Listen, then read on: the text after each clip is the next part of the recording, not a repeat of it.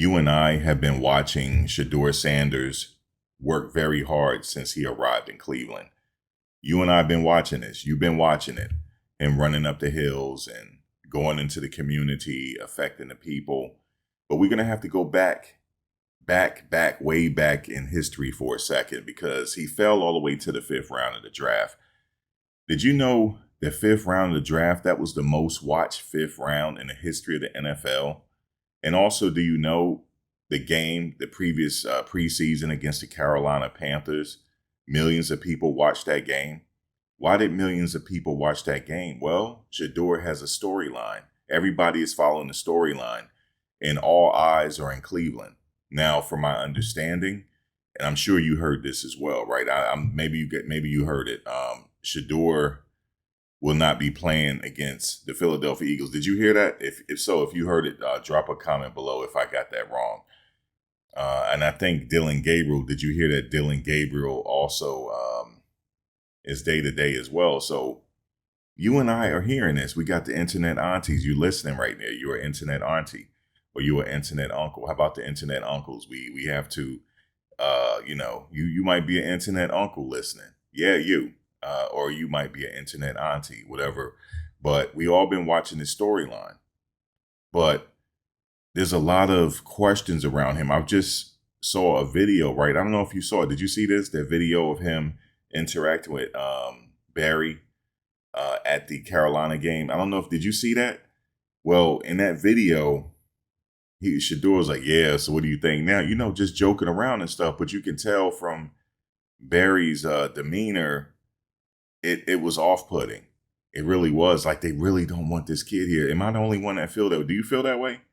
Do you feel like they don't want him there? And it's not because of the talent. I know you're watching. It's not because of the talent.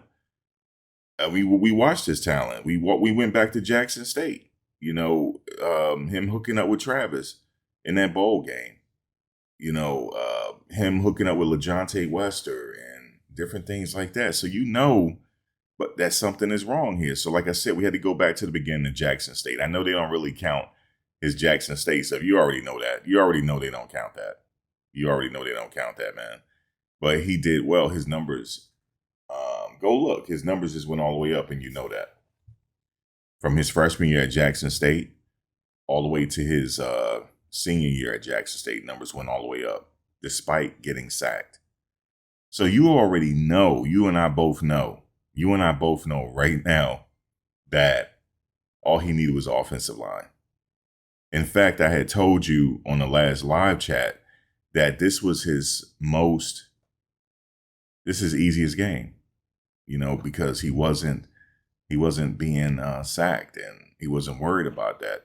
He would sit back and just throw. Imagine him throwing to Jerry Jeudy. Imagine you saw what he did with Travis. Travis won a Heisman Trophy. You saw what he did. Imagine what he would do. What you think he gonna do with Jerry Jeudy, man? What you think he gonna do? What you think he gonna do with Njoku? Think about that. And just how they're treating him right now, man. Everybody is seeing it, guys. Everybody is seeing it. I know you're seeing it.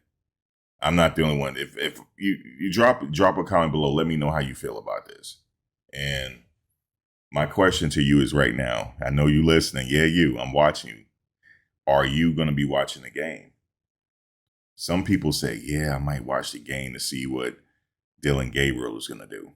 Me personally, I won't be watching the game against the Eagles. I'm just telling you right now, I'm being honest with you, man. I'm not going to watch it, man.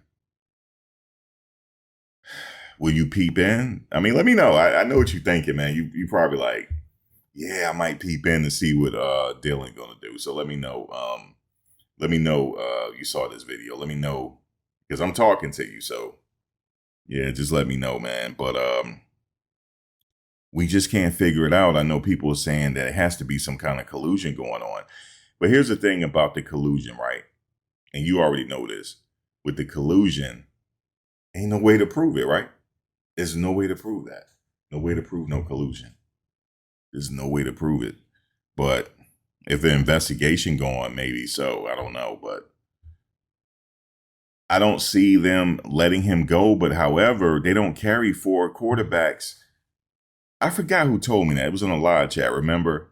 I don't know who told me that they don't carry 4 quarterbacks to the game. One go to the practice squad. So as it stands right now, is he going to the practice squad? I mean, think about it. Like if he's still 4th string, he going to the practice squad.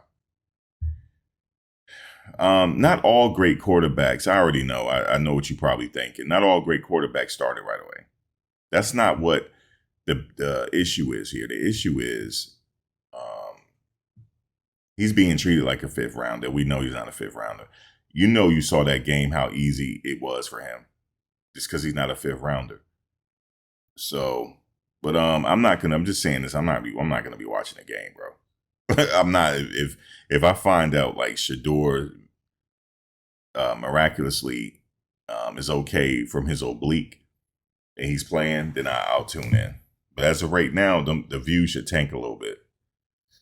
But anyway, I was just watching him interact with Barry, and it just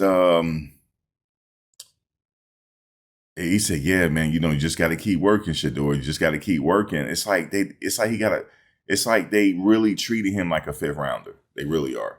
They really treating him like that, and it's really bad to watch. You can, Shedeur is just a nice person. I saw an interaction he had with Flacco. Hey, do you do this, do the dance? And I don't know, man. They just treat him like a 5th rounder, bro. He's not a 5th rounder, man. But that's all I got to say about it, man. Let me know what you think below. Drop that comment. Let me know if you're vibing with me or not. All right, y'all. Peace.